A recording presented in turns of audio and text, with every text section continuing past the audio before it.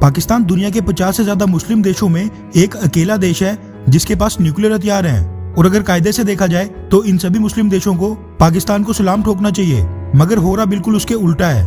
और ये सभी मुस्लिम देश ही पाकिस्तान को एक के बाद एक बड़े झटके देने में लगे हैं। और अब इस लिस्ट में पाकिस्तान के दोस्त मलेशिया का भी नाम आ गया है, जिसने इस बार पाकिस्तान की बेइज्जती करने की कोई भी कसर नहीं छोड़ी है। मलेशिया कुछ समय पहले तक जब वहाँ पर महातिर मोहम्मद प्रधानमंत्री थे, बिल्कुल पाकिस्तान की हाँ में हाँ मिला रहा था और सिटीजनशिप अमेंडमेंट एक्ट और कश्मीर को लेकर वो भी पाकिस्तान और टर्की के साथ मिलकर कई अंतर्राष्ट्रीय मंचों पर भारत को घेरने में लगा था। लेकिन जब भारत ने मलेशिया से आने वाले पाम ऑयल पर रोक लगाई और मलेशिया का इकोनॉमिक ब्लॉकेड शुरू किया, उसके बाद मलेशिया के होश ठिकाने लग गए थे। और एक लंबे पॉलिटिकल क्राइसिस के बाद महातिर मोहम्मद को अपनी पार्टी के लोगों ने ही प्रधानमंत्री पद से हटा दिया था। पाकिस्तान इसी मलेशिया और टर्की के साथ मिलकर मुस्लिम उम्मा के नाम पर एक नया फ्रंट बनाना चाहता था, जो कि सभी मुस्लिम देशों के हितों की रक्षा करता। वैसे ये पाकिस्तान बस अपने फायदे के लिए कर रहा था, क्योंकि सऊदी अरब, यूएई और ओआईसी के कई देश कश्मीर मुद्दे पर उसका साथ बिल्कुल नहीं दे रहे थे।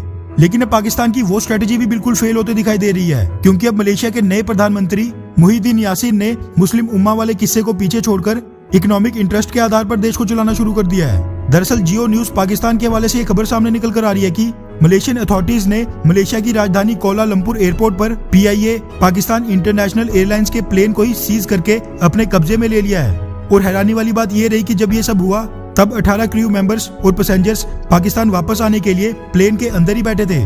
मीडिया रिपोर्ट्स के मुताबिक पीआईए ने वियतनाम की एक कंपनी से साल 2015 में 2 प्लेन लीज पर लिए थे, लेकिन वो उस कंपनी को लीज पेमेंट कभी भी समय पर नहीं करता था।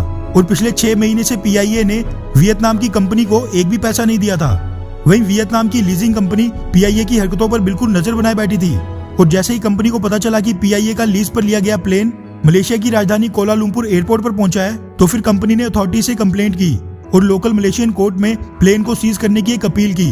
और खास बात यह रही कि मलेशियन कोर्ट ने इस अपील को एक्सेप्ट किया और international civil aviation leasing laws का हवाला देते हुए प्लेन को सीज करने के आदेश दिए। लेकिन उसके बाद भी ये सब शांति से नहीं हुआ। जब मलेशियन अथॉरिटीज पीआईए के प्लेन को सीज करने के लिए पहुंची तो पाकिस्तानी पायलट्स और 18 क्रू मेंबर्स के साथ पाकिस्तान वापस जाने के लिए सभी पैसेंजर्स फ्लाइट पर बोर्ड कर चुके थे और ये फ्लाइट कुछ ही देर में पाकिस्तान के लिए रवाना होने वाली थी।